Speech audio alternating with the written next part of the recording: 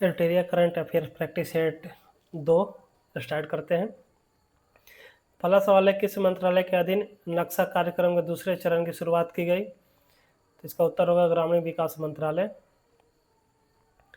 भारत सरकार ने किस अभियान के तहत जौन औषधि केंद्रों में युवाओं के लिए अनुभवात्मक लर्निंग कार्यक्रम शुरू किया है? सेवा से सीखें। किस राज्य प्रस्तावित 1000 मेगावाट की सौर ऊर्जा परियोजना का स्थानीय आदिवासी समुदाय के विरोध के बाद एशियाई विकास बैंक ने $434.25 मिलियन का ऋण वापस ले लिया है? तो इसका उत्तर होगा असम के काबी अंगलोंग। जापान के किस शहर से प्रभावित होकर तेलंगाना सरकार ने हैदराबाद में 80 एकड़ में इको टाउन विकसित करने की घोषणा की है? तो इसका उत्तर होगा किताकियूसू। केंद्रीय संचार मंत्रालय के तहत डाक विभाग द्वारा जियो कोडेड डिजिटल एड्रेस और संरचना के निर्माण के लिए किस नीति की शुरुआत की है? तो ध्रुव नीति। किस राज्य ने होलंबी कला में भारत का पहला ई कचरा इको पार्क स्थापित करने की घोषणा की? तो इसका उत्तर होगा दिल्ली। अंग्रेजी, हिंदी, उर्दू, डोगरी, भोटी और पुर्गी भाषा में किस भाषा को लद्दाख की आधिकारिक भाषा के रूप में मान्यता नहीं मिली है? तो इसका उत्तर होगा डोगरी। डोगरी भाषा को मान्यता नहीं मिली है। भारतीय चुनाव आयोग नवंबर में प्रस्तावित बिहार विधानसभा चुनाव के दौरान किस नए मोबाइल एप्लीकेशन का प्रयोग करेगा?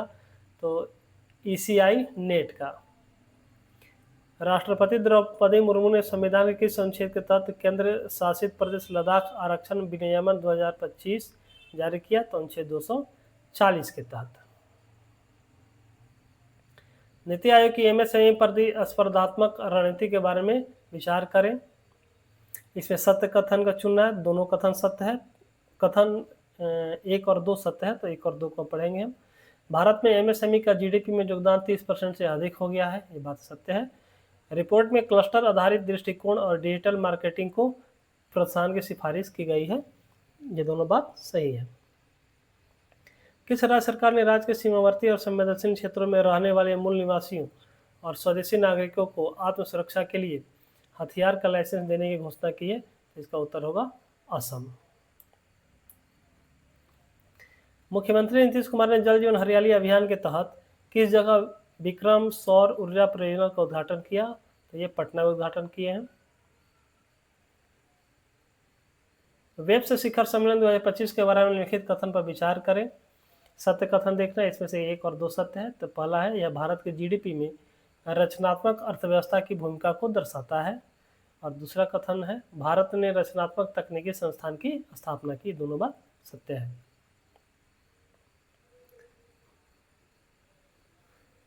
नेक्स्ट सवाल है, किस राज्य के शिक्षा विभाग ने सरकारी स्कूलों में शिक्षण उपकरणों को उन्नत करने तथा शिक्षा की गुणवत्ता में सुधार के लिए गैर सरकारी संगठनों के साथ समझौता किया है? तो इसका उत्तर होगा तेलंगाना। किस व्यक्ति ने भारत के G20 शेरपा के पद से इस्तीफा दे दिया है? तो है अमिताभ कांत।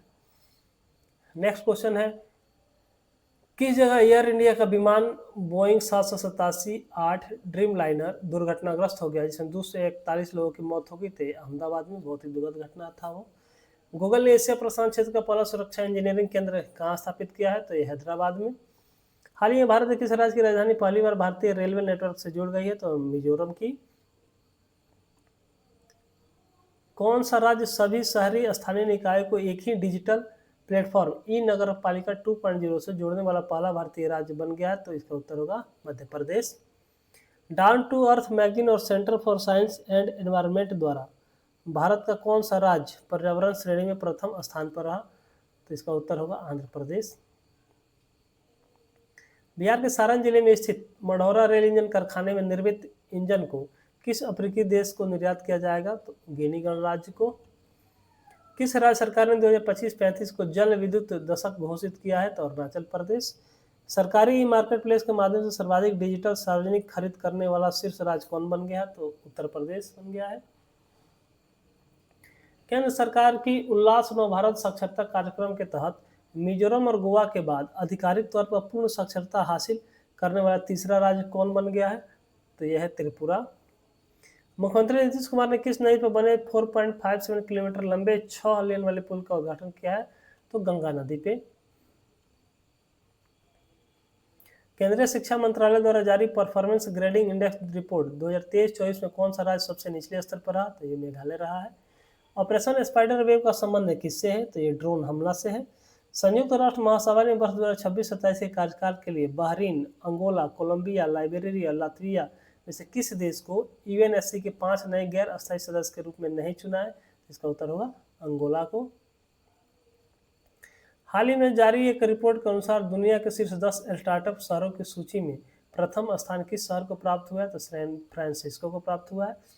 अमेरिकी राष्ट्रपति डोनाल्ड ट्रंप ने राष्ट्रीय सुरक्षा का हवाला देते हुए कितने देशों के नागरिकों की अमेरिका में प्रवेश पर पूर्ण प्रतिबंध लगा दिया है? तो 12 देशों को। किस देश में एचआईवी रोगियों में 500% वृद्धि के बाद राष्ट्रीय सार्वजनिक स्वास्थ्य आपातकाल की सिफारिश की गई है? तो फिलीपींस में। भारत ने मालदीव के साथ पर्यटन संबंधों को पुनर्जीवित करने के लिए किसे मालदीव के लिए वैश्विक पर्यटन राजदूत नामित किया है? तो प्रियंका चोपड़ा को किया है।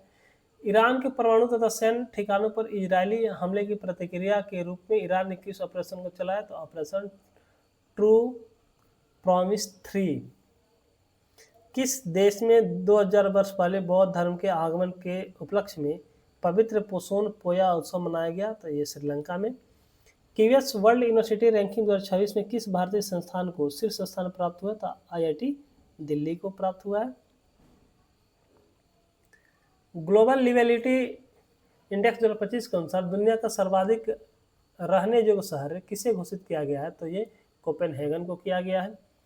जलवायु परिवर्तन प्रदर्शन सूचकांक 2025 में भारत को कौन सा स्थान प्राप्त हुआ? तो 10वां स्थान मिला है। किस देश के वैज्ञानिकों ने नई मौन रडार प्रणाली विकसित की है? तो चीन ने। उत्तर प्रदेश में इसरो का पहला प्रक्षेपण कहाँ किया गया? तो कुशीनगर। अंतर्राष्ट्रीय परमाणु ऊर्जा एजेंसी द्वारा कहाँ अंतर्राष्ट्रीय परमाणु आपातकालीन अभ्यास CONVEX-3 2025 आयोजित किया गया? तो रोमानिया में किया गया है। राज्य विधेयकों पर राज्यपाल की शक्तियों पर सुप्रीम कोर्ट के फैसले से संबंधित निम्नलिखित कथन पर विचार करें। इसमें सत्य कथन देखना है तो केवल दूसरा सत्य है तो केवल दूसरे को देखेंगे हम। यदि कोई विधेयक बिना किसी बदलाव के पुनः प्रस्तुत किया जाता है तो राज्यपाल को स्वीकृति प्रदान करना आवश्यक है। अस्वीकृति केवल तभी स्वीकार है जब उसमें भौतिक परिवर्तन किया गया हो। पटना पायरेट्स के किस कबड्डी खिलाड़ी ने प्रो कबड्डी लीग से संन्यास लेने की घोषणा की है? तो यह है प्रदीप नरवाल। भारत की शतरंज ग्रैंडमास्टर ने नॉर्वे में शतरंज टूर्नामेंट 2025 में विश्व के नंबर 1 खिलाड़ी मैग्नस कार्लस को हराया? तो यह है गुकेश, इन्होंने हरा दिया है उनको। 13वें आईसीसी महिला वनडे विश्व कप 2025 का आयोजन भारत और कौन सा देश मिलकर संयुक्त रूप से करेंगे? तो श्रीलंका और भारत दोनों मिलकर करेंगे। ओलंपिक खेलों से संबंधित लिखित कथनों में से गलत कथन कौन सा है?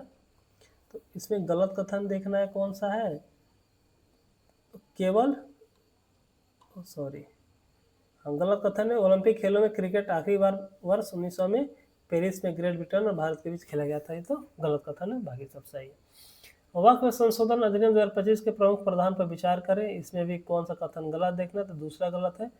दूसरा क्या है? तो सरकारी संपत्ति को वक्फ केवल विशेष परिस्थिति में घोषित किया जा सकता है, ये बात गलत है।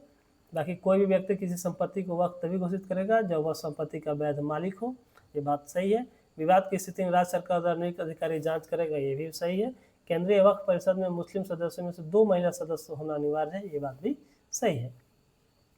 हिंदी भाषा के लिए कविता संग्रह फिर उगना के लिए किसे साहित्य अकादमी युवा पुरस्कार 2025 से सम्मानित किया गया? तो यह है पार्वती तिर्की। केंद्रीय मंत्री किरण रिजिजू ने नई दिल्ली में वक्फ संपत्तियों के प्रबंधन से जुड़े किस पोर्टल को लॉन्च किया है? तो उम्मीद सेंट्रल पोर्टल को। किस आईआईटी संस्थान ने उच्च शिक्षा में समावेशन को बढ़ाने के लिए SC/ST उम्मीदवारों के लिए पहला विशेष PhD प्रवेश अभियान शुरू किया है? तो यह IIT दिल्ली। अंतर्राष्ट्रीय धार्मिक स्वतंत्रता शिखर सम्मेलन 2025 का आयोजन कहाँ किया गया? तो ये किया गया है नैरोबी में।